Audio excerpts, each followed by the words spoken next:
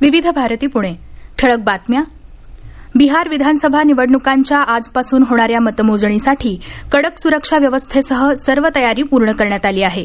मतमोजणीसाठी राज्यातील 38 जिल्ह्यात 55 मतमोजणी केंद्र उभारण्यात आली आहेत. कोरोनाचा संसर्ग वाढू नये यासाठी राष्ट्रीय हरित लवादानं यंदा दिवाळीत फटाक्यांच्या विक्रीवर 30 नोव्हेंबरपर्यंत बंदी घातली आहे. कोरोनाचा प्रादुर्भाव वाढू नये यासाठी कालपासूनच फटाकाबंदीच्या या निर्णयाची अंमलबजावणी करण्याचे आदेश लवादाने देशभरातील सर्वच राज्य प्रदूषण नियंत्रण मंडळांना दिले आहेत.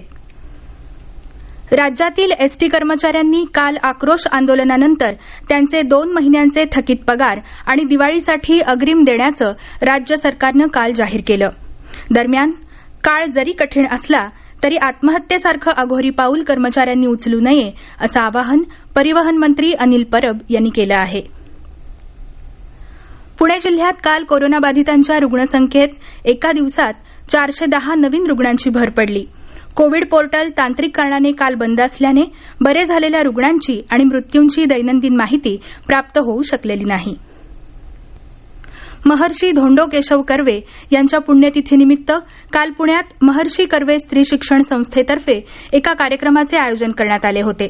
संस्थेच्या अध्यक्षा स्मिता घैसास आणि कार्याध्यक्ष प्रमोद गोऱ्हे यांच्या प्रमुख उपस्थितीत कर्वे रस्त्यावरील महर्षी कर्वे यांच्या पुतळ्याला पुष्पहार अर्पण करण्यात आला.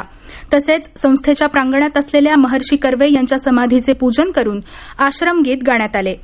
अतिरिक्त महापालिका आयुक्त सुरेश जगताप यांनी पुणे महापालिकेतील कर्वे यांच्या तैलचित्रास पुष्पहार अर्पण करून अभिवादन केले. हवामान. पुणे आणि परिसरात आज थंडी वाढली आहे. किमान तापमान आज 13 अंश तर कमाल तापमान 31 अंश सेल्सिअस राहण्याची शक्यता आहे. या होत्या आतापर्यंतच्या ठळक बातम्या. यानंतरच्या ठळक बातम्या सकाळी 9:58 वाजून